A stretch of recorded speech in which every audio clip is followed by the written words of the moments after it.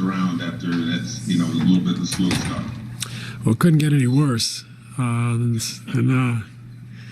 The fumbling around we did at the start of the game, but we just tightened up. We relaxed a little, started to find ourselves, and most importantly, we picked up our defense. It's one of those nights where they couldn't make a shot after the first segment of the game, but at the same time, I thought we handled business and increased our intensity and our decision making on defense improved, and we were pretty solid. You've talked a lot about the chemistry and how these guys continue to bond. Is the way that you guys turn things around in this game kind of a microcosm of that? Is that an extension of that in any way? And the way that you guys have grown as a team?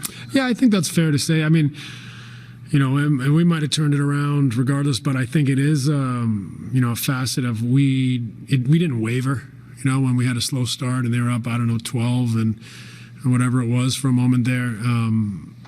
And I will say our energy and our connectivity has been outstanding, and we're getting better in that department every week, and you can feel it and see it, and that's something that we got to continue to invest in. Bruce Beck with NBC New York.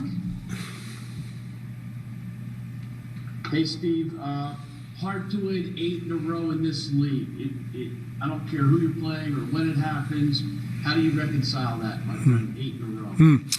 Yeah, like a big part of it is our groups bonding. They're growing together. They're starting to feel success, and roles are, showing up, and you can sense it out there that they're having more fun, that they're connected offensively and defensively, that they have a lot more poise together. That collective experience, while we're still a new group, is starting to come through, and I think that as much as the improvement defensively, understanding defensively, and the fact that we realize that defense is a weak spot for us. So they're locked in, they're focused, and for the most part, they're working at their defense. So those two things for me are the most important. Ryan Lewis with the New York Post. Hey, Steve, clearly this is a pretty comprehensive win, but if you could just touch on what you got from Nick Claxton and how impressed with you on the defensive end in particular.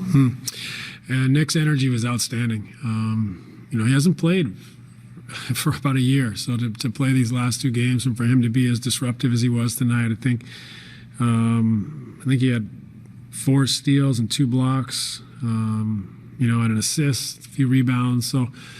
He's somebody that we believe in and think he's got a lot of upside and continue to grow, and we'll just take it step by step with him. But I was impressed and really happy for him that he had success out there tonight. Alex Schiffer with The Athletic. Hey, Steve, Brian actually touched on my last question, but just to kind of piggyback off of Nick, you had said on Sunday that you were trying to be cautious with him and didn't want to put a lot on him early. Is it safe to say that he's giving you more than maybe you were expecting this early, just given the long layoff and, as you said, the limited practice time and the nature of the season? Yeah, I think that's fair.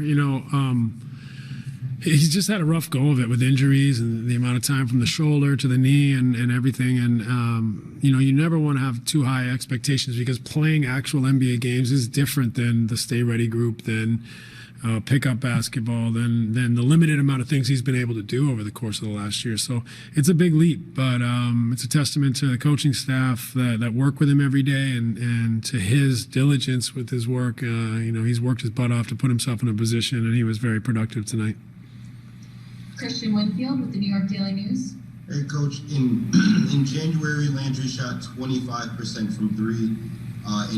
That's December. In January, he shot 32%, and now in February, after tonight, he's shooting over 40% from 3. Just what have you seen from him, maybe that lets you know that eventually he was going to start hitting his shots at a higher rate?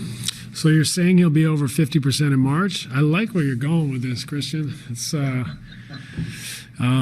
but I think Landry's a really good shooter. We all know that. It's just a new situation, new environment, new role, trying to turn that corner, and he's starting to I think have that confidence and comfort in what we're doing, and it's great. He works hard, and he's very conscientious of his craft, and so I'm proud of him for kind of turning that corner and just sticking with it. So it was great to see him make some shots tonight. But in general, he's been playing better and better.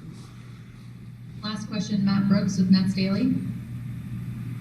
Yeah, I have a question about Tyler. I've noticed that he tends to press like either 3/4 of the court or full court. Is that something that's sort of more at his discretion, or is that something that you guys as a staff are trying to mix that in?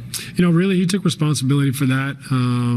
We encourage it, but he's, that's what he's going to bring to the table is that energy. He's making shots, which is great. He's taking care of the ball, but his defensive energy is outstanding. And for him to pick up full court, just to throw something at the other team is just another layer for us. And it's great that he has that energy to do so. And that's why we put him in the game in the first place. More than anything, is just his competitive nature. He's a real competitor, tough, and fights. And that's something that I think has added to our team a great deal.